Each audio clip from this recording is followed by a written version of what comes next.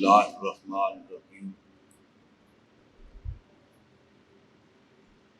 ان المتقین فی جنات وعیون ادخلوها بسلام آمنین ونزعنا ما فی صدورهم من غل اخوانا علی سرر متقابلین صدق اللہ العظیم وبلغنا رسولہ النبی الکریم۔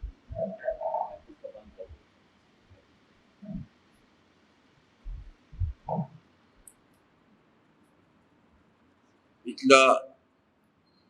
درس قرآن اس کا اختتام ہوا تھا کہ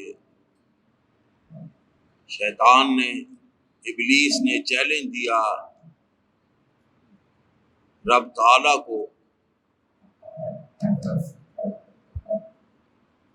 کہ جس آدم کی وجہ سے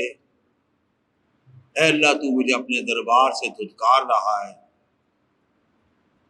اس کی اولاد کو میں گمراہ کرتا رہوں گا۔ تو اللہ تعالیٰ نے جواب میں ارشاد فرمایا کہ جو میرے بندے ہوں گے ان پر تیرا کوئی بس نہیں چلے گا، جتنا جی چاہے زور لگاتا رہے، میرے جو بندے ہوں گے ان پر تیرا بس نہیں چلے گا، مگر جو گمراہ ہوں گے تباً وہ تیری پیروی کریں گے اور ان کے لیے جہنم ہے، اس کے ساتوں دروازے ان کے لیے کھلے ہوں گے۔ اب جہاں بھی نافرمانوں کا ذکر ہوتا ہے اور ان کے لیے اپنی ناراضگی اور اپنے عتاب اور اپنے عذاب کا ذکر کیا جاتا ہے، وہی اللہ رب العزت ساتھ ہی متقینوں، مومنینوں، صالحین کے لیے بشارت بھی عطا فرما دیتے ہیں۔ تو فرمایا کہ ان المتقین فی جنات وعیون، جو تیری پیروی کریں گے گمراہ ہوں گے ان کے لیے تو جہنم ہے، لیکن جو متقین ہوں گے اور ہر قدم یہ سوچ کر اٹھائیں گے کہ کہیں یہ قدم اٹھانے میں، یہ کلام کرنے میں، اس جانب نظر اٹھا کر دیکھنے میں، ادھر قدم بڑھانے میں کہیں میرا اللہ مجھ سے ناراض تو نہیں ہوگا، وہ ان المتقین فی جنات وعیون، وہ جنت میں ہوں گے، باغوں میں ہوں گے، باغوں والی جگہ پہ، اور چشمے وہاں بہہ رہے ہوں گے۔ ان کو کیا فرمایا جائے گا؟ ادخلوها بسلام آمنین، جاؤ داخل ہو جاؤ اس گھر میں اور رہو یہاں امن اور سلامتی کے ساتھ، چین کے ساتھ، یہاں تمہارے لیے سہولت ہی سہولت ہے، کوئی پریشانی نہیں ہے، کہ جو تکلیف تم نے میری رضا کی خاطر دنیا کی زندگی میں، حضور صلی اللہ علیہ وسلم نے فرمایا کہ لا یجمع امنان ولا خوفان فی نفس واحد، کہ ایک جان میں دو امن اور دو تکلیفیں اکٹھی نہیں ہو سکتی۔ اس دنیا میں اگر عیاشیاں کرتا رہا اور اللہ تعالیٰ میں وقت گزارا تو پھر آخر میں اس کے لیے سزا ہوگی، اور اس دنیا میں ڈر ڈر کر رہا اور پھونک پھونک کر ایک قدم اٹھایا تو پھر آخر میں اس کے لیے امن اور سلامتی ہوگی۔ فرمایا ان سے کہا جائے گا جو متقین اور پرہیزگار ہوں گے اور اللہ سے ڈرنے والے ہوں گے اور اللہ کی اطاعت کرنے والے ہوں گے اور اس کے رسول کی فرما برداری کرنے والے ہوں گے اور دین کے احکام پر عمل کرنے والے ہوں گے، تو ان سے کہا جائے گا اس دن ادخلوها بسلام، جاؤ ان جنتوں میں، ان باغوں میں داخل ہو جاؤ اور رہو وہاں آرام، سکون کے ساتھ، سلامتی کے ساتھ اور امن کے ساتھ۔ وَنَزَعْنَا مَا فِي صُدُورِهِم مِّنْ غِلٍّ، اور ان کے دلوں میں اگر ایک دوسرے کے لیے تھوڑی بہت کجی ہوگی بھی نا تو نکال دی جائے گی۔ دلوں میں کوئی بغض، کوئی یا کوئی اندر اختلاف رائے ان کا ہوگا تو وہ بھی ختم کر دیا جائے گا۔ اخواناً، وہ آپس میں بھائی بھائی بن جائیں گے، جو مومنین یہاں آپ دیکھتے ہیں نا کہ اچھے بھلے مومن صالح عبادت گزار، ان کے درمیان بھی اختلاف رائے ہوتا ہے، کبھی کبھی ناراضگی ہوتی ہے، کبھی وہ ناراضگی بڑھ جاتی ہے، کبھی وہ ناراضگی لڑائی پر منتج ہوتی ہے، اچھا خاصا ہنگامہ کھڑا ہو جاتا ہے ان کے درمیان۔ اللہ تعالیٰ فرمائیں گے کہ اس دن ان کے جو یہاں زندگی میں جو بھی ہنگامے انہوں نے کیے، جو بھی ایک دوسرے کے ساتھ اندر بغض کے یا تکلیف کے یا مخالفت کے جذبات پیدا ہوئے، اس دن وہ سارے کے سارے ان کے دلوں سے نکال دیے جائیں گے، پاک صاف ہو جائیں گے ان کے دل آپس میں۔ اور کیا ہوگا، ان کی حالت کیا ہوگی دلوں کی؟ اخوانا، وہ آپس میں سارے مومن جو متقین ہیں آپس میں بھائی بھائی ہوں گے۔ اللہ سرور متقابلین، ایک دوسرے کے آمنے سامنے جڑ کر بیٹھے ہوئے ہوں گے، جڑ کر بیٹھے ہوئے۔ جب یہ آیت کریمہ نازل ہوئی تو نازل ہوئی نہیں، ایک دن یہ آیت کریمہ تلاوت کی گئی تو حضرت علی کرم اللہ وجہ نے فرمایا ارجو، آپ نے کیا فرمایا؟ ارجو، میں امید کرتا ہوں کہ ان اکونا انا و عثمان و طلحہ و زبیر منہم، کہ میں عثمان، طلحہ اور زبیر رضوان اللہ علیہم یہ ان میں سے ہیں کہ جن کے دلوں میں ناراضگی پیدا ہوئی تھی ایک دوسرے کے لیے، شکوہ شکایت پیدا ہوئی، حتیٰ کہ وہ شکوہ بڑھتے بڑھتے لڑائی تک دعوت پہنچی، ایک دوسرے کے خلاف تلواریں اٹھائیں ہم نے۔ لیکن جب ہم اللہ کی بارگاہ میں حاضر ہوں گے تو یہ سارے یہاں کے اختلافات ہمارے دلوں سے دور کر دیے جائیں گے اور وہاں آپس میں بھائی بھائی ہو کر بیٹھیں گے، آپس میں بھائی بھائی ہوں گے۔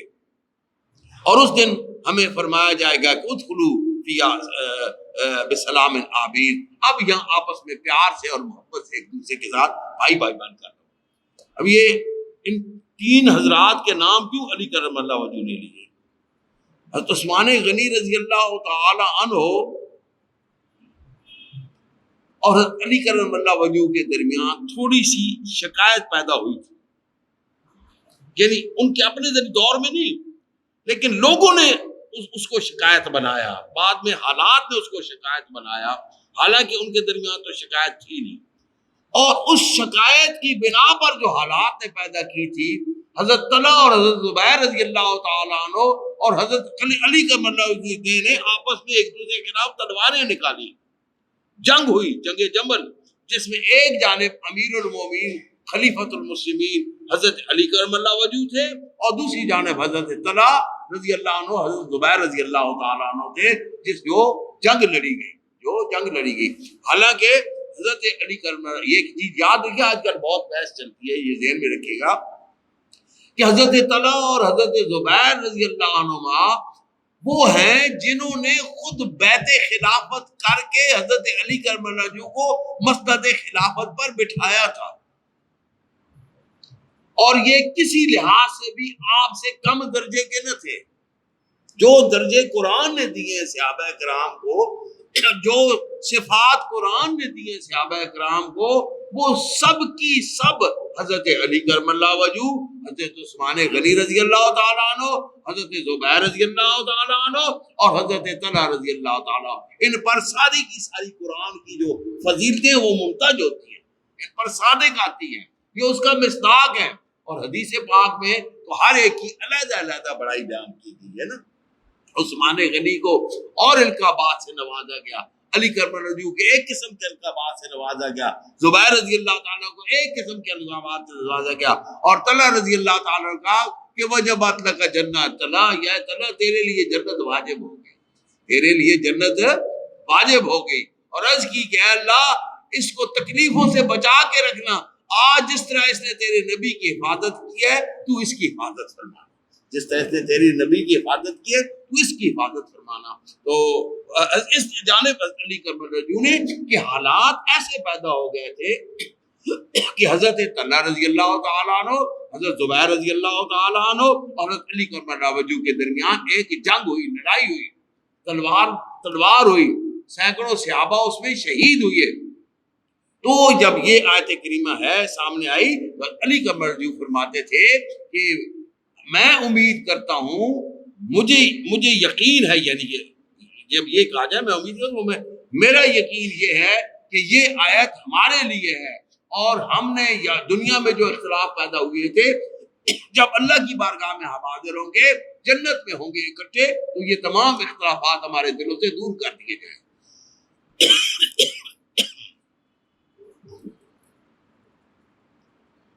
لا یمسہم دور کر دیے جائے لا یمسہم فیہا نصب وہاں انہیں کوئی تکلیف نہیں پہنچے گی کوئی رنج ان کے لیے نہیں ہوگا وما ہم منہا مخرجین اور انہیں وہاں سے نکالا بھی نہیں جائے گا نہ کوئی رنج ہوگا اور نکالا بھی نہیں جائے گا نبے عبادی اے میرے محبوب بتا دو خبردار کر دو متنبع کر دو میرے بندوں کو انی انا الغفور الرحیم انی انا الغفور الرحیم کہ میں بخشنے والا ہوں تو بہت زیادہ بخشنے والا بخشنے والا مغفرت بخشنے والا ہوں معاف کرنے والا ہوں بہت زیادہ معاف کرنے والا ہوں اور رحم کرنے والا ہوں تو بہت زیادہ رحم کرنے والا ہوں کبھی بھی میری رحمت سے مایوس نہ ہونا اور کبھی میری بخشش سے مایوس نہ ہونا لیکن دوسری جانب یاد رکھو میں اپنے بندوں کو معاف بھی کرتا ہوں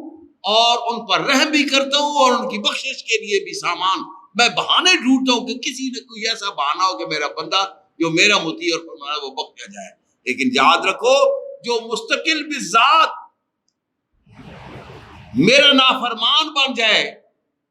اور اس نافرمانی پر نادم بھی نہ ہو تو پھر یاد رکھو ان عذابی هو العذاب العلیم کہ میرا عذاب وہ بھی بہت دردناک عذاب ہوتا ہے میرا عذاب بھی بہت سخت عذاب ہوتا ہے جب میں سزا دیتا ہوں تو وہ میری سزا بھی بہت سخت ہوتی ہے یہ فرمایا جا رہا ہے کہ میری رحمت سے کبھی مایوس نہ ہونا میں بخشنے والوں اور بہت زیادہ بخشنے والوں رحم کرنے والوں اور اپنوں پر بہت زیادہ رحم کرنے والوں لیکن یہ خدشہ بھی پیش نظر رکھنا کہ اگر نافرمانی کی تو پھر میرا عذاب بھی بہت دردناک عذاب ہوتا ہے میری سزا بھی بہت سخت سزا ہوتی ہے وَنَبِّئْهُمْ یہ فرمایا جائے کہ اے میرے محبوب بتا دو میرے بندوں کو عبادی میرے بندوں کو نبے عبادی اے میرے محبوب اے میرے نبی میرے بندوں کو بتا دو کہ انا الغفور الرحیم میں بہت زیادہ بخشنے والا اور بہت زیادہ رحم کرنے والا ہوں ورنہ عذابی والعذاب العلیم اور میری سزا بھی بہت سخت سزا ہے وَنَبِّئْهُمْ اور متنبع کریں ان کو خبردار کریں ان کو ان ضیف ابراہیم وہ جو ابراہیم علیہ السلام کے گھر مہمانوں کا آنے کا واقعہ ہوا تھا ابراہیم علیہ السلام کے گھر مہمان آئے تھے فرشتے مہمان بن کے آئے تھے اذ دخلوا علیہ جب وہ آپ کے پاس آئے فقالوا سلاما اور کہا کہ اے ابراہیم سلام ہو تجھ پر قال انا منکم وجلون مجھے تم سے اندیشہ ہے کیونکہ تو واقفیت نہیں ہے تم یہاں کے رہتے بھی لگتے بھی نہیں ہو واقفیت بھی نہیں ہے یہاں کے لگتے بھی نہیں ہو اور باہر سفر کے آثار بھی نہیں ہے تر و تازہ ہو یعنی کوئی باہر سے دور سے سفر کر کے آئے نا تو اس کے چہرے پہ خاص تھکاوٹ قسم کی ہوتی ہے لباس پہ کوئی ذرات وغیرہ لگے ہوئے ہوتے ہیں سفر کے آثار نہ ہوتے ہیں اس کے وہ بھی نہیں ہیں اور یہاں کے رہنے والے بھی نہیں ہو اچانک آ گئے ہو بن بلائے تو مجھے تم سے اندیشہ ہے قالو ان فرشتوں نے کہا تھا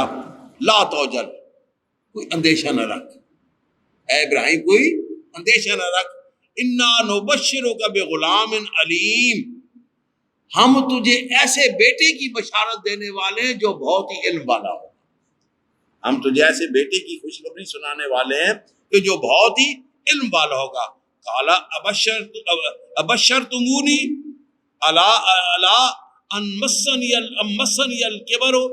کہ میں بوڑھا ہوں تب تم مجھے اس عمر میں تو مجھے خوشخبری سنا رہے ہو کہ میں بوڑھا ہو چکا ہوں تماشرون تو یہ کیسی خوشخبری ہے جو تم مجھے دے رہے ہو کیسے یہ ہے کہ قالو لا توجل اے ابراہیم خوف نہ کھا اندیشہ نہ رکھ نبی خوف تو نہیں کھاتا یا خوف بمانا اندیشہ ہوگا اندیشہ نہ رکھ خدشہ انا نبشرک بغلام علیم میں تمہیں ایک ایسے بچے کی بشارت دینے والوں جو علم والا ہوگا علیم علم والا بہت زیادہ علم والا ہوگا جب اذ یرفع ابراہیم القواعد من البیت، جب ابراہیم نے اس گھر کی بنیادیں کھڑی کی، وہ اسماعیل اور ان کے بیٹے اسماعیل نے، تو اس وقت آپ نے جو دعا مانگی تھی ایک بیٹے کے آنے کی، اس میں بھی یہی دعا مانگی تھی کہ وہ علم والا ہو، وہ علم والا ہو، وہ علم والا ہو۔ تو یہاں بھی خوشخبری دی جا رہی ہے کہ جو تمہیں بیٹا دیا جائے گا وہ علم والا ہوگا۔ یہ اسماعیل علیہ السلام کے آنے سے پہلے کی بات ہے۔ تو جو بیٹا جو ہے وہ علم والا ہوگا۔ ابراہیم علیہ السلام نے حیرانی سے کہا کہ اس وقت میرے خیال 80 سال 90 سال عمر ہو چکی ہے ابراہیم علیہ السلام، اور بیوی بھی بوڑھی ہیں، تو انہوں نے کہا کہ مجھے بیٹا عطا کیا جائے گا اس عمر میں، اس بڑھاپے میں مجھے بیٹا دیا جائے گا؟ وَبِمَا تُبَشِّرُونَ، یہ کیسی خوشخبری تم سنا رہے؟ قالوا، انہوں نے کہا بشرناک بالحق، یہ جو ہم تجھے خوشخبری سنا رہے ہیں ابراہیم یہ سچ سچ ہے،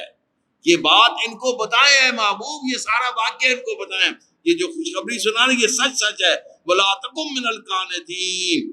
مایوس نہ ہو، مایوس ہونے والوں میں سے نہ ہو۔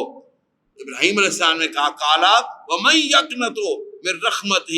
رَبِّهِ إِلَّا الضَّالُونَ، کون ایسا بدبخت ہوتا ہے جو اپنے رب کی رحمت سے مایوس ہوتا ہے؟ اس کی رحمت سے تو صرف گمراہ مایوس ہوتے ہیں، اس کی رحمت سے تو صرف گمراہ مایوس ہوتے ہیں، اس کی رحمت سے کون مایوس ہوتا ہے؟ یہ بسا اوقات حالات میں جڑی گرد و پیش ہے نا حضور نبی کریم صلی اللہ علیہ وسلم نے، اس وقت بڑے کس انداز رہنمائی فرمائی، آپ سے پریشان ہونے ہیں کفار نے بارے کہ انہیں ہدایت نہیں نصیب ہو رہی، اتنا میں کوشش کر رہا پھر بھی ہدایت، اس سے آپ پریشان ہونے ہیں، تو اس بارے کدھر نہ کسی نہ کسی طریقے نال حضور صلی اللہ علیہ وسلم نے اللہ رب العزت تسلی دینے ہے، یا آپ نے نال یہ اظہار فرمانے ہے کہ آپ کی پریشانی دور ہو اس انداز میں کر۔ تو قالا فما خطبکم ایھا المرسلون، تو مجھے بتاؤ اب اے فرشتادو، اللہ کے فرشتوں، تم کس کام کے لیے ہمارے پاس آئے ہو، کس اہم کام کے لیے تم آئے ہو؟ قالو انا ارسلنا الی قوم مجرمین، اے ابراہیم ہم نافرمانوں کے لیے آئے ہیں، ان کو سزا دینے کے لیے، ان کی آزمائش کے لیے۔ انا ارسلنا، ہم بھیجے گئے ایک مجرم قوم کی طرف، الا آل لوط، مگر یعنی لوط علیہ السلام کی جو قوم تھی نا اس جانب سے ایک مجرم قوم کے، نافرمان قوم کے لیے بھیجے گئے اس کو سزا دینے کے لیے، الا آل لوط، مگر لوط کے گھر والوں کے لیے نہیں، وہ سزا لوط کے گھر والوں کے لیے نہیں ہے۔ انا لمنجوہم اجمعین، ہم ان کو بچا لیں گے، کہ جو ان کے گھر والے ان سب کو بچا لیں گے، باقی سب کے سب جو نافرمان ہیں، عیاشیاں کرنے والے، برائیاں کرنے والے ہیں، ان کو سزا دی جائے گی، لیکن گھر والوں میں سے الا امرأتہ قدرنا، لیکن اس کی جو بیوی ہے اس کے لیے تقدیر مقرر ہو چکی، امر الہی، اس کے لیے سزا ہے۔ انہا لمن الغابرین، کیونکہ وہ پیچھے رہ جانے والوں میں سے ہوگی۔ فلما جاء آل لوط المرسلون، پھر جب آئے خاندان لوط کے پاس وہ فرشتے، وہ فرستادے، تو قالا، انہوں نے فرمایا انکم قوم منکرون، تم تو اجنبی لوگ معلوم، منکرون یہاں اجنبی لوگ معلوم ہوتے ہو۔ تو فرشتوں نے کہا قالو، ہم اجنبی نہیں ہیں، بل جئناک بما کانوا فی یمترون، بلکہ ہم تمہارے پاس وہ چیز جس میں یہ تمہاری قوم شک کرتی ہے وہ لے کے آ گئے۔ یعنی ہر نبی جب حق کی دعوت دیتے تھے اور اللہ کی سزا سے اپنی قوم کو ڈراتے تھے، تو وہ آگے سے تنزل کیا کہتے تھے، کہاں ہے تمہارے رب کا عذاب، کیوں نہیں آتا تمہارے رب کا عذاب، کیسا ہے تمہارے رب کا عذاب؟ تو یہاں فرشتے فرما رہے ہیں کہ جس میں وہ شک کرتے تھے نا، وہ عذاب اب لے کر ہم آ گئے، وہ عذاب لے کر ہم آ گئے۔ وَآتَيْنَاكَ بِالْحَقِّ، اور ہم لے آئے آپ کے پاس حق، یعنی حق سے مراد وہ عذاب، حق سے وہ عذاب جس کا وہ شک کرتے تھے کہ کیسا عذاب ہوگا، کوئی عذاب نہیں ہوگا، یہ ہوگا۔ وَإِنَّا لَصَادِقُونَ، اور بے شک کوئی اس میں شک نہیں ہے کہ ہم جو کہہ رہے ہیں وہ سچ کہہ رہے ہیں، آنے والا ہے عذاب۔ فاصلے کا، جلدی جلدی کر اپنے گھر والوں کو نکال یہاں سے، لوط علیہ السلام کو کہہ رہے ہیں فاصلے بِأَهْلِكَ بِقِطْعٍ مِنَ اللَّيْلِ، راتوں رات بھاگ یہاں سے، اس بستی پر تیرے رب کا عذاب نازل ہونے والا ہے، تیری قوم کو سزا ملنے والی ہے، بس جلدی جلدی نکل، رات کے کسی بھی پیر نکل جائے تھے، صبح ان کے لیے خیر نہیں ہے۔ وَاتَّبِعْ أَدْبَارَهُمْ، اور گھر والوں کو چلا آگے، خود چلنا ان کے پیچھے، پیچھے عذاب ہوگا، کہیں پیچھے ہوں تو وہ آگے نہ، وہ بھی اس کی زد میں نہ آ جائیں۔ جب تو اے نبی اللہ، جب تو عذاب اور ان بندوں کے درمیان جو آگے چلے درمیان ہوگا تو پھر عذاب ان کو نہیں چھو سکے گا۔ یعنی اس جانب اشارہ ہے کہ گھر والوں کو آگے آگے چلانا، خود ان کے پیچھے چلنا، پیچھے بستی والوں پر عذاب ہوگا، پیچھے بستی والوں پر عذاب ہوگا۔ فرمایا کہ فَأَسْرِ بِأَهْلِكَ مِنْ قِطْعٍ، یعنی اس تو مراد ہے کہ اللہ تعالیٰ کا عذاب بھی جب نازل ہو رہا ہو تو جہاں نبی کھڑا ہو عذاب وہاں جا کر رک جاتا ہے،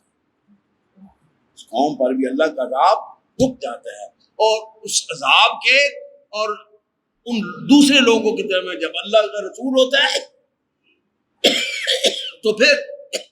ان اگلے والوں پر اللہ کا عذاب وہ نازل نہیں ہو سکتا۔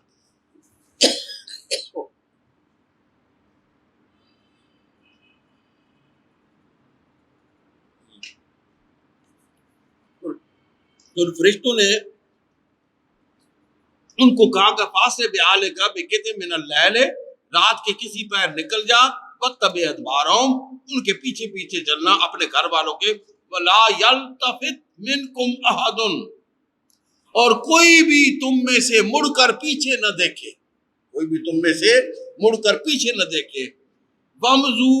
حَيْثُ تُؤْمَرُونَ، یعنی نوح علیہ السلام کو پہلے خبردار کر دیا گیا تھا وحی کے ذریعے اللہ رب العزت نے کہ تو نے کہاں جانا ہے، تو یہاں کہا جا رہا ہے کہ وَامْضُوا، جاؤ اس جانب، حَيْثُ تُؤْمَرُونَ، جدھر کا تمہیں حکم دیا گیا۔ وَقَضَيْنَا إِلَيْهِ، اب اللہ تعالیٰ فرماتا ہے ہم نے بذریعہ وحی فیصلہ کر دیا تھا، آگاہ کر دیا تھا، ذالک الامر، اس معاملے کا، ان دابر ہؤلاء مقطوع،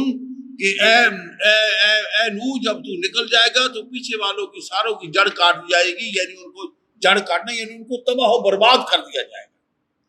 اے نوح جب تو ان سے نکل، یہ بذریعہ وہی ہم نے نوح کو بتا دیا تھا کہ تو یہاں سے نکل، تو نکلتا جائے گا تو پیچھے جو رہ جانے والی ہے نا تیری قوم، اس کو تباہ و برباد کر کے رکھ دیا جائے گا۔ دابرہ ہؤلاء، جڑ کاٹ دی جائے گی، مقتون یعنی ان کو تباہ و برباد کر دیا جائے گا۔ مصبحین، جب وہ صبح کر رہے ہوں گے، یعنی رات کے پیر تو اللہ کا رسول یہاں سے نکلے گا، رات کے پیر اللہ کا رسول یہاں سے نکلے گا، جب وہ صبح کر رہے ہوں گے تو ان پر پھر اللہ کا عذاب نازل ہوگا اور ان کی جڑ کاٹ دی جائے گی، ان کو تباہ و برباد کر دیا جائے گا۔ اچھا، یہ دیکھنے میں آیا کہ جتنی قوموں پر بھی عذاب نازل ہوا ہے مولانا، وہ صبح صبح کے ہو گئے، رات کو نہیں ہوا، رات کو سوئے آرام سے، صبح جب اٹھے تو اللہ تعالیٰ کا عذاب نازل ہو گیا۔ وجاء آل المدینۃ یستبشرون،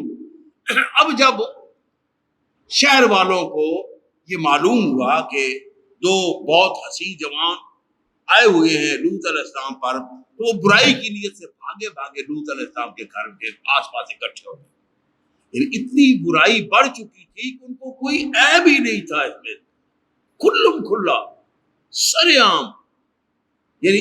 اور عیب ہی نہیں کہ علیحدہ چھپ کے، اجتماعی طور پر سب کے سامنے وہ کرتے تھے یہ حرکات، تو سارے آ گئے وہاں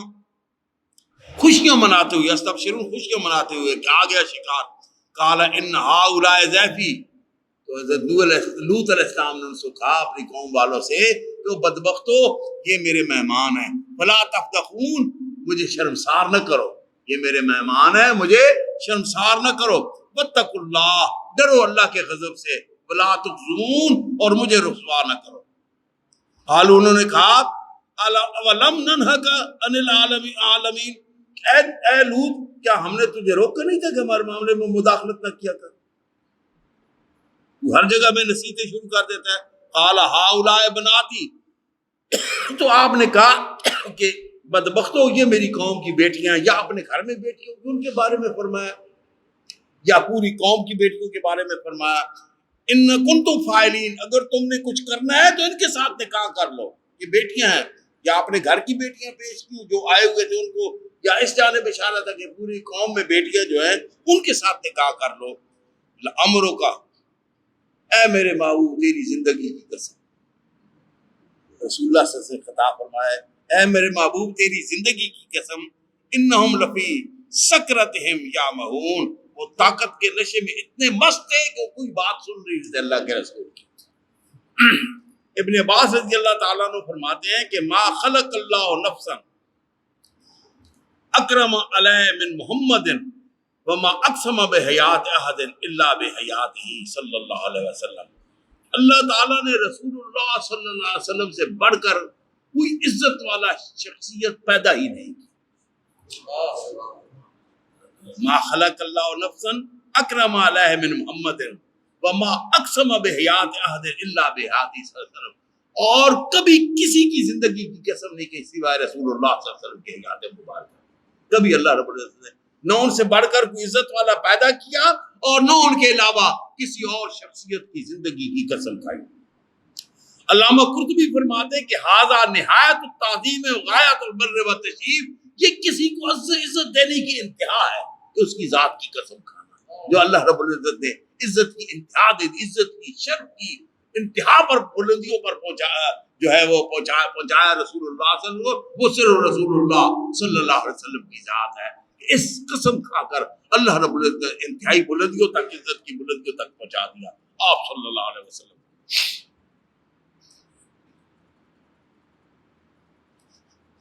لامرو کا انہم لفی سکرتہم یعمہون، اے میرے محبوب تیری زندگی کی قسم، یہ طاقت کے نشے میں اتنے مست تھے اور بہکے بہکے پھر رہے تھے، گمراہی میں درد کے دلدل میں پھنسے ہوئے تھے، انہیں کوئی ہوش نہیں تھا کہ ہم اللہ کے رسول کی توہین کر رہے ہیں، اللہ کی توہین کر رہے ہیں، اللہ کی حدود کو توڑ رہے ہیں. فَأَخَذَتْهُمُ الصَّيْحَةُ مُشْرِقِينَ. صبح سورج نکلنے کا جو وقت تھا نا، دودھ علیہ السلام تو رات کو نکلے نا، صبح جب سورج نکل رہا تھا تو ایک سخت کڑک آئی، صیحہ چیخ ہوئی، کڑک ہوئی، اور اس نے ان کو پکڑ لیا اور اس نے ان پوری کی پوری بستی کو تباہ و برباد کر کے رکھ دیا. وَجَلْنَا عَالِيَهَا سَافِلًا، بڑی بلند و بالا عمارات انہوں نے بنا رکھی تھی، ان کو ملیا میٹ کر کے رکھ دیا، سافلہ گراں کے ذلیل کر کے رکھ دیا. فَأَمْطَرْنَا عَلَيْهِمْ حِجَارَةً مِّن سِجِّيلٍ، کھینگر پتھر کے ٹکڑے ان پر پھینکے مارے. یعنی کھینگر کہتے ہیں نوکدار بھیڑے بھیڑے بٹے ہوں نا، ہر پاسوں کردرے، ایک پتھر ہوتے صاف ہوتے ہیں، ایک پتھر ہوتے کردرا سار، ہر جانب نوکیں نکلی ہوئی ہوتی ہیں، وہ پتھر ان پر پھینکے، کردرے پتھر ان پر پھینکے، ان پر بارش کر دی. ہم کرنا رہے ایک جو ہے وہ سخت کڑک ہوئی جب سورج نکل رہا تھا صبح صبح، تو ہم نے اوپر سے پتھروں کی بارش ان پر کر دی، ان کو تباہ و برباد کر کے رکھ دیا. ان فی ذلک لآیۃ للمتوسمین، غور و فکر کرنے والوں کے لیے اس میں بہت سی نشانیاں ہیں. حضور صلی اللہ علیہ وسلم نے فرمایا اتقوا فراست المومن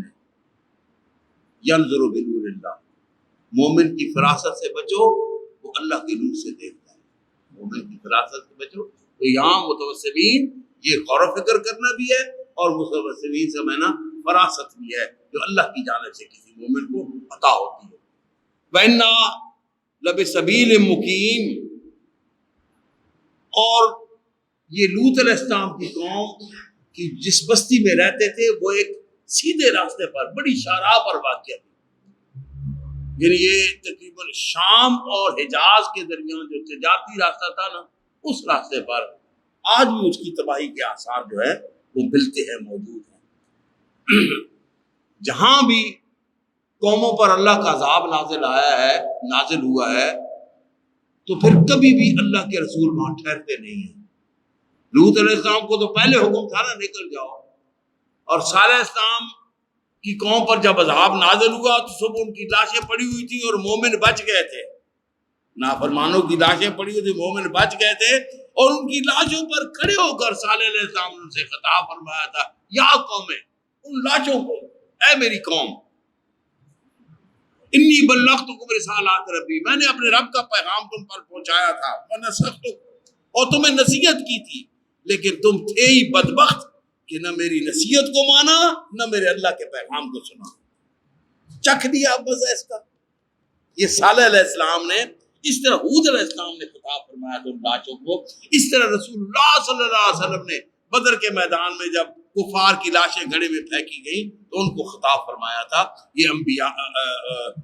لیکن آپ نے نام لے کر یا ابا جہل، یا عتبہ، یا شیبہ، جو میرے ساتھ میرے رب نے نصرت کا وعدہ فرمایا تھا وہ تو اس نے پورا کر دیا، جو تمہارے لیے ذلت اور رسوائی کا اعلان تھا وہ بھی پورا ہوا کہ نہیں ہوا؟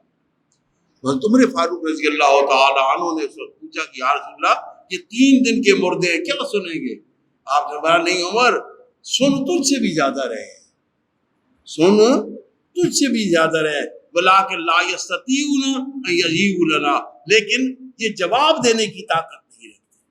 جواب دینے کی طاقت نہیں رکھتے۔ تو فرمایا ان فی ذلک لآیات للمتوسمین وإنا لبسبیل مقیم، اور بے شک یہ بستی ایک آباد راستے پر واقع تھی۔ ان فی ذالک لآیات للمؤمنین، اس میں مومنین کے لیے جو ایمان لانے والے بڑی کھلی کھلی نشانیاں ہیں کہ وہ بھی نبی تھے، وہ نبی کے قوم میں قوم تھی، لیکن جب وہ نافرمانی کی حد سے گزری تو پھر اللہ تعالیٰ نے ان کو تباہ و برباد کر دیا۔ مومنین کے لیے کیا نشانیاں ہیں؟ اے مومنین تم بھی اللہ کے رسول کے غلام ہو، ایمان لانے والے ہو، لیکن خبردار ان حرکتوں سے باز رہنا جن کی وجہ سے ان قوموں پر تباہی نازل ہوئی۔ کبھی بھی ایسی حرکت اور ایسے اعمال نہ کرنا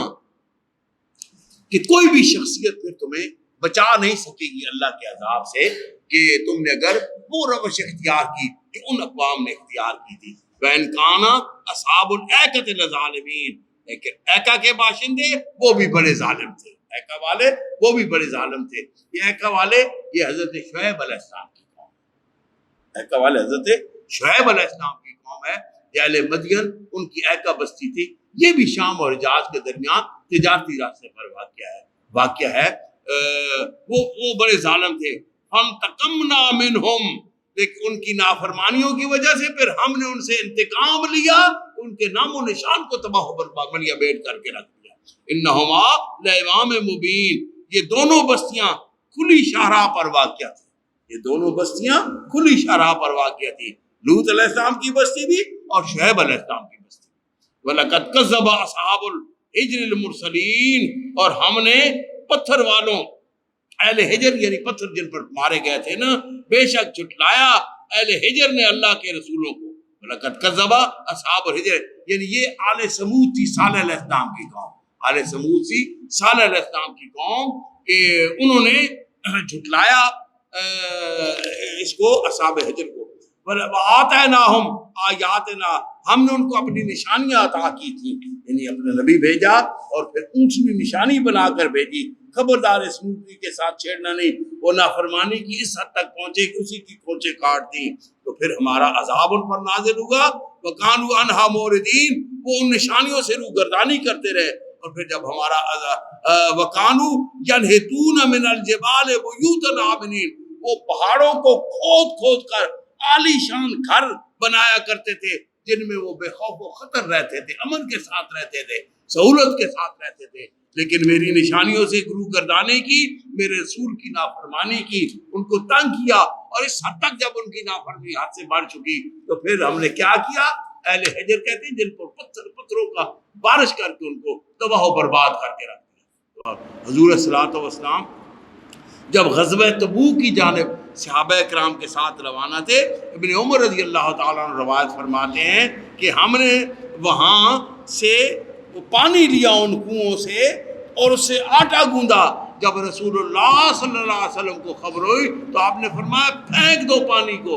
پھینک دو پانی کو، کہ جس بستی پر اللہ کا عذاب نازل ہوا، جس قوم پر اللہ کا عذاب نازل ہوا، اس قوم کے کنووں سے ہم نے پانی بھی نہیں لینا، یہ بھی مومنین کے لیے حرام ہو جاتا ہے۔ پھینک دو اس پانی کو، اور جو آٹا گوندا گیا ہے وہ اونٹوں کو ڈال دو اور جلدی جلدی نکلو۔ ہاں اگر تم نے لینا ہے تو اس کنویں سے لو جس سے صالح علیہ السلام کی اونٹنی پانی پیا کرتی تھی، صالح علیہ السلام کی اونٹنی پانی پیا کرتی تھی، اس سے لے لو۔ یعنی اس سے نکلتا ہے کہ اللہ کے جو انبیاء ہوتے ہیں ان کے جو یا ان کے جانوروں کی بھی جو جگہ ہوتی ہیں ان سے بھی برکت حاصل ہوتی ہے، ان سے تبرکن وہ حاصل کیا جا سکتا ہے، اسے وہ برکت والا ہوتا ہے، ان کا جوٹھا بھی برکت والا ہوتا ہے۔ انبیاء کے جانور بھی جس جگہ سے پانی پیتے ہیں وہ پانی بھی جگہ جو ہے وہ برکت والا ہو جاتا ہے، وہ پانی بھی برکت والا ہو جاتا ہے۔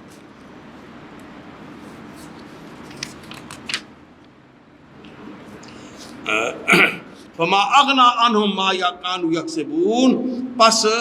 وہ جو انہوں نے مال اکٹھا کیا ہوا تھا اور عالی شان محل بنائے ہوئے تھے، جب اللہ کا عذاب نازل ہوا، اللہ کی ناراضگی ہوئی، تو نہ وہ گھر عالی شان ان کے کام آئے اور نہ ان کا مال ان کے کام آئے۔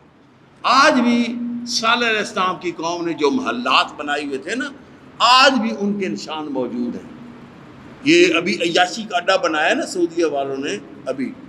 وہاں عیاشی کا اڈا بنایا کہ جو عیاشیاں سعودی عرب والے باہر جا کر دبئی وغیرہ اور یورپ کرتے ہیں، یہی ان کو آزادی دیتے ہیں، باقی عرب میں نہ کریں، مخصوص ان کے لیے جگہ بنا دیں کہ وہ ساری عیاشیاں یہاں کر لیں، شرابیں وہاں پی لیں، بدکاریاں وہاں کر لیں، جوا وہاں کھیل لیں۔ وہ عیاشی کا ایک اڈا اس جگہ پہ بنایا گیا جہاں صالح علیہ السلام کی قوم پر عذاب نازل ہوا تھا اللہ رب العزت کا، ابھی 3-4 سال پہلے بنا ہے، اب شروع ہو گیا اس میں۔ تو یہ مقام جو ہے یہ مدینہ شریف اور تبوک کے درمیان واقع ہے، مدینہ شریف اور تبوک کے درمیان واقع ہے، میدان صالح اس کو کہتے ہیں۔ کیا کہتے ہیں؟ میدان صالح اس کو کہتے ہیں۔ تو وہاں فرمایا کہ فَأَخَذَتْهُمُ الصَّيْحَةُ مُصْبِحِينَ،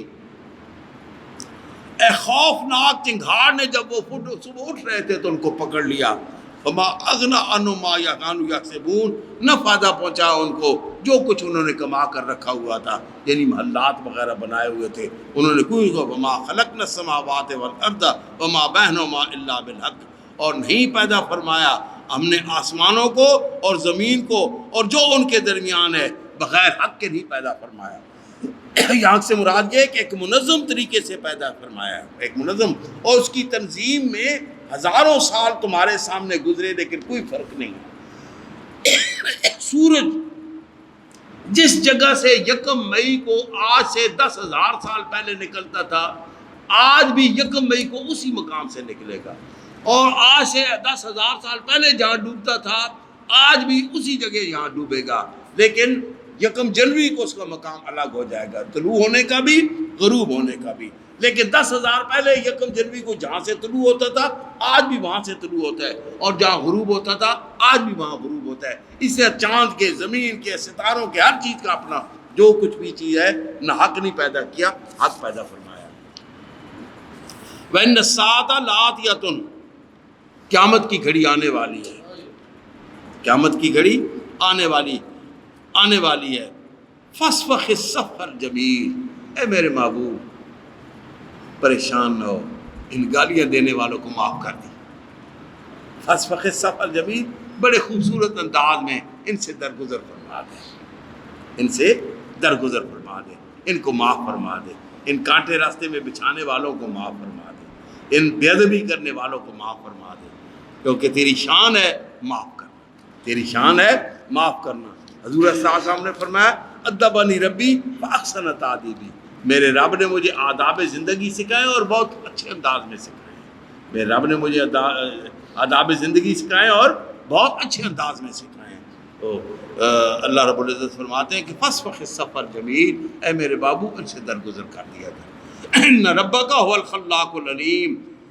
تیرا رب سب کا خالق ہے اور سب کچھ جاننے والا ہے، تیرا رب سب کا خالق ہے۔ یہاں ایک نقطہ بھی آیا ذہن میں کہ درگزر کر، کیونکہ تیرا رب خالق ہے، ان کا بھی مخلوق وہ بھی تیرے خالق کی ہے، محبوب وہ تجھے تکلیف پہنچائے تو تب بھی ان کو معاف کر، یہ سمجھ کے کہ یہ میرے خالق کی مخلوق ہے، یہ سمجھ کے یہ میرے خالق کی مخلوق ہے، ان کو معاف کر دیا کر، ان سے درگزر کیا کر۔ وَلَقَدْ آتَيْنَاكَ سَبْعًا مِنَ الْمَثَانِي وَالْقُرْآنِ الْعَظِيمِ، اور ہم نے اے محبوب تجھے دی 7 مثانی، یعنی سورہ فاتحہ، والقرآن العظیم، قرآن پاک، لا تمدن عینیک الی ما متعنا بہ ازواجا منہم، تو ان کو جنہوں کو ہم نے مال دیا ہوئے ہیں ان کی جانب تیری، یعنی یہاں آپ کی تو کیا اٹھنی تھی، امتیوں کے لیے، ہم کیا ہمارے لیے، تمہاری نگاہ بھی نہ اٹھنے پائے، یعنی تمہاری نگاہوں کو کفار کی مال و دولت، ان کی ترقی، ان کی عیاشیاں، ان کی آرام طلبیاں تمہاری نگاہوں کو خیرہ نہ کر سکے۔ ارے تم تو خوش قسمت ہو، تمہیں قرآن اور سبع مثانی یعنی سورہ فاتحہ اللہ رب العزت نے عطا کی ہے۔ حضرت علی کرم اللہ وجہہ نے فرمایا کہ رضینا قسمت الجبار فینا، رضینا قسمت الجبار فینا لنا علم وللجہال معلوم، ہم جبار کی اس تقسیم پر راضی ہیں، اللہ کی اس تقسیم پر راضی ہیں کہ ہمیں اس نے علم دیا اور جہلوں کو مال دیا، ہمیں اس نے علم دیا اور جہلوں کو مال دیا۔ تو اے محبوب تو یعنی تیرے غلام، حضور صلی اللہ علیہ وسلم نے تو متصر ہونا ہی نہیں تھا، اے مومنین، یعنی جب نبی کو مخاطب ہوتا ہے نا، ایسا کوئی حکم دیا جاتا ہے، وہ اصل میں اس کے غلاموں کے لیے حکم ہوتا ہے، قیامت تک آنے والی امتی کے لیے۔ تو ہمارے لیے حکم یہ ہے کہ اہل فرنگ کی، اہل یورپ کی، اہل کفر کی چمک جو دنیا کی ہے وہ تمہاری آنکھوں کو خیرہ نہ کر سکے۔ ارے تمہیں قرآن دیا گیا، تمہارے پاس قرآن ہے، تمہارے پاس سبع مثانی سورہ فاتحہ ہے۔ لقد آتیناک سبعا من المثانی والقرآن العظیم لا تمدن عینیک الی ما متعنا بہ ازواجا منہم، ان کے مختلف طبقوں کو، ولا تحزن علیہم، اور ان کی گمراہی آپ کو رنجیدہ خاطر بھی نہ کرے، ان کی گمراہی پر رنجیدہ خاطر نہ ہوا کرے۔ فاخفض جناحک للمؤمنین، اپنے پروں کو نیچے رکھیں، اپنے پروں کو نیچے رکھیں، للمؤمنین، مومنین کے لیے، یعنی اے میرے محبوب تیری تمام تر کرم نوازیاں، یعنی مومنین کے لیے کہ اپنے مومن بھائیوں کو دوست بنایا کرو۔ تم یاریاں لگاتے ہو جو دنیا کی طاقتور قوموں کے ساتھ، جو آج جن کے پاس طاقت کا ترازو ہے، ان کے ساتھ دوستی اور یاری لگانا اور ان کے اشاروں پر ناچنا، ان کے اشاروں پر چلنا، یہ تم اپنے لیے فخر سمجھتے ہو، ان سے نہیں، بلکہ جو صومالیہ کے غریب مسلمان ہیں نا، توجہ ان کی جانب کیا کرو، ان کے ساتھ دوستی کا ہاتھ بڑھایا کرو۔ تو فرمایا کہ فخفض جناحک للمؤمنین، مومنین کے لیے اپنے پروں کو نرم کریں، نیچے کیجئے، یعنی ان کو اپنے دامن میں پناہ دیجئے۔ وَقُلْ إِنِّي أَنَا النَّذِيرُ، اور اعلان فرما دیجئے میرے محبوب، أَنَا النَّذِيرُ الْمُبِينُ، کہ میں تو کھلا کھلا اپنے رب کے احکام کی جانب تمہیں خبردار کرنے والا ہوں۔ ویسے نذیر کا معنی کرتے ہیں ڈرانا، لیکن حقیقت میں اس کا معنی ہوتا ہے خبردار کرنا، جھنجھوڑنا، خبردار کرنا۔ میں تمہارے ضمیروں کو جھنجھوڑنے کے لیے آیا ہوں۔ وَكَمَا أَنزَلْنَا عَلَى الْمُقْتَسِمِينَ، جیسے ہم نے اتارا ان بانٹنے والوں پر۔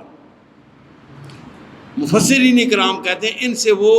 16 افراد مراد ہیں جن کو ولید بن مغیرہ نے مقرر کر رکھا تھا کہ ایام حج میں یا ویسے مکہ میں جو بھی باہر سے آئے، باہر دور راستوں پہ کھڑے ہوا کرو اور ان کو بتایا کرو کہ خبردار ہمارے ہاں ایک نبوت کا دعوے دار ہے، اس کی بات نہ سننا، نعوذ باللہ من ذالک، نخل کفر نباشت، وہ جادوگر ہے، وہ شاعر ہے، اس قسم کی بےہودہ حضور صلی اللہ علیہ وسلم پر تہمتیں لگا کے ان کو مقرر کیا ہوا تھا کہ تم ایسے کرو۔ اور وہ کہتے تھے کہ وہ جب لوگ حیران ہوتے تو انہوں نے کہا ہماری بات نہیں مانتے تو جاؤ بے شک مکہ کے بڑے سردار ولید بن مغیرہ سے پوچھ لینا، وہ تمہیں سچ سچ بتائے گا۔ جب اس کے پاس آتے تو وہ کہتا ہاں ہاں بڑا سیانا، ہاں جو باتیں وہ کہہ رہے ہیں باہر وہ سچی باتیں ہیں، وہ سچی بات ہے۔ یہ اس لیے تھا، لیکن جب اللہ رب العزت نے اسلام کو طاقت دی، ان کو ذلیل کیا، ان میں سے ہر ایک ذلت کی موت مرا،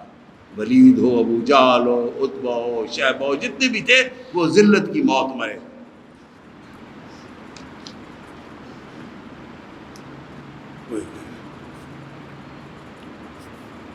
وَكَمَا أَنزَلْنَا عَلَى الْمُقْتَسِمِينَ الَّذِينَ جَعَلُوا الْقُرْآنَ الدِّينَ، جنہوں نے پارا پارا کر دیا تھا قرآن کو۔ الذین، ایک تو وہ تھے نا جو مقتسمین کفر، ایک وہ تھے جو منافق کچھ پر ایمان لے آتے تھے جو اپنی مرضی کی آیات ہوتی تھی، جو مرضی کے خلاف ہوتی تھی، ان کو کہتے تھے نہیں یہ قرآن نہیں ہے، وہ ٹکڑے ٹکڑے کر کے قرآن کو وہ بھی انہی میں سے ہیں الذین جعلوا القرآن الدین، ٹکڑے ٹکڑے کر دیا جنہوں نے قرآن کو مرضی کا مانا مرضی کا نہ مانا، بعض کو مانا بعض کو نہ مانا، جو نفع والا تھا اس کو مان لیا، اور جہاں کچھ بوجھ پڑتا تھا اپنی جیبوں پر یا اپنی معیشت پر اپنے حالات پر یا کوئی پابندیاں لگتی تھی وہاں ماننے سے انکار کر دیا۔ فَوَرَبِّكَ لَنَسْأَلَنَّهُمْ أَجْمَعِينَ، آپ کے رب کی قسم ہم پوچھیں گے، ہم پوچھ گچھ کریں گے ان سے، ان تمام سے۔ اے میرے محبوب جو تیری مخالفت کرنے والے ہیں نا، تیرے رب کی قسم ہم ان سب سے پوچھ گچھ کریں گے، ہم سب سے گریبان کو پکڑیں گے۔ اما کانوا یعملون، جو کچھ وہ کرتوت کرتے رہے ہیں، جو کچھ کرتوت کرتے رہے ان سب پر ان کی بات پرش ہوگی۔ فاصدع بما تؤمر، پس اعلان فرما دیجئے جس کا آپ کو حکم دیے گیا، کھلے کھلے تبلیغ فرمائیے۔ وَأَعْرِضْ عَنِ الْمُشْرِكِينَ، اور منہ پھیر لیجئے ان مشرکین سے۔ اِنَّا كَفَيْنَاكَ الْمُسْتَهْزِئِينَ،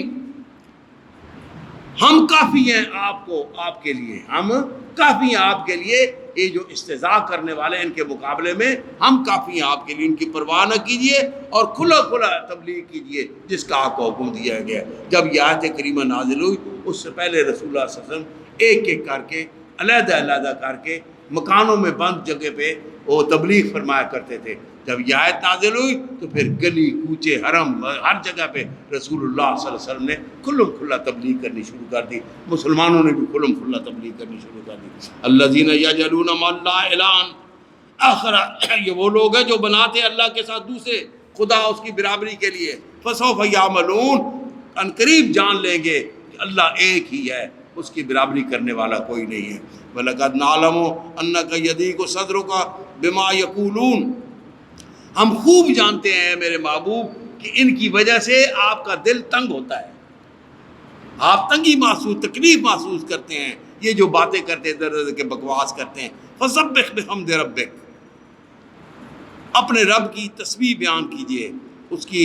پاکی بیان کیجئے۔ وَقُم مِّنَ الساجدین، اور اسی کے سامنے سجدہ کرنے والوں میں سے ہو جائیے۔ وَاعْبُدْ رَبَّكَ حَتَّىٰ يَأْتِيَكَ الْيَقِينُ، اپنے رب کی ساتھ بندگی کا تعلق ہمیشہ ہمیشہ کے لیے رکھو حتیٰ کہ آخری وقت آ جائے، آخری وقت تک اپنے رب کے ساتھ بندگی کا تعلق استوار رکھو اور کبھی اس میں فرق نہ پانے پائے۔ اللہ تعالیٰ سے دعا ہے میری بھی اور آپ کے لیے بھی کہ ہمیں موت کے وقت آنے تک اللہ تعالیٰ اپنی بندگی کی توفیق عطا فرمائے، آمین۔ وآخر دعوانا الحمدللہ رب العالمین۔ یہ سورہ الحجر ختم ہوئی۔ سورہ نحل یہ اگلے درس قرآن میں اس کی ابتدا ہوگی، اس سے نہیں۔ سورہ النحل، آمین۔ الحمدللہ رب العالمین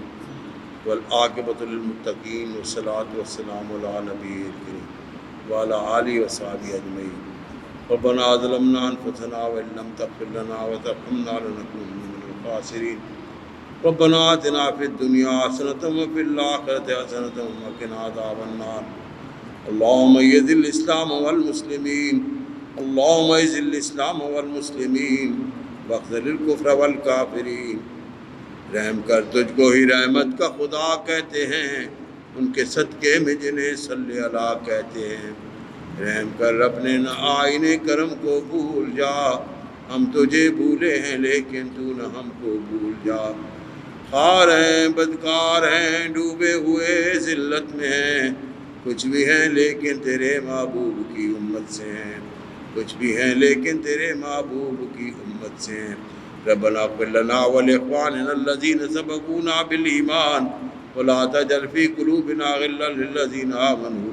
ربنا انک رؤوف رحیم۔ اے الہ العالمین، تیرے پاک کلام کی تبلیغ، تشریح، تعویل کے لیے اس محفل کے انعقاد میں جن دوستوں نے دام دل میں قدم سخن حصہ لیا ہے، ان کی صحیح و جہد کو اپنی بارگاہ میں قبول و منظور فرما، ان کے رزق میں برکت نصیب فرما، مال میں برکت نصیب فرما، رزق حلال مقدر فرما، ان کی اولادوں کو نیک اور صالح زندگی نصیب فرما، اپنی والدین کی خدمت کی اور عزت کی کی توفیق عطا فرما۔ اے الہ العالمین، تمام مومنین کے لیے ان کے دلوں میں اپنے دین کی محبت پیدا فرما۔ یا اللہ، اس ملک کی، اس قوم کی خیر ہو، تیرے محبوب کی تمام امت کی خیر ہو۔ اے اللہ اپنے محبوب کی امت کی ذلت کو عزت سے بدل ڈال، اس کی رسوائی کو عظمت سے بدل ڈال، اغیار کی سازشوں سے محفوظ فرما، اغیار کی سازشوں کو سمجھنے کی فراست نصیب فرما، فراست مومنانہ نصیب فرما۔ اے الہ العالمین غلبہ دین کے لیے ہمیں جد و جہد کرنے کی توفیق عطا فرما۔ اے اللہ ہمارے ہاتھوں اپنے دین کو غالب فرما۔ اے اللہ اگر تیری بارگاہ میں منظور نہیں کہ ہمارے ہاتھوں تیرا دین غالب ہو، تو وہ لوگ جن کے ہاتھوں تیرا دین غالب ہوگا ان کی خدمت میں ہمارا سلام پہنچا۔ تجھے فضل کرتے نہیں لگتی بار، نہ مایوس ہو تجھ سے امیدوار۔ صلی اللہ تعالیٰ علی خیر خلقی محمد و آلہ و صحبہ اجمعین۔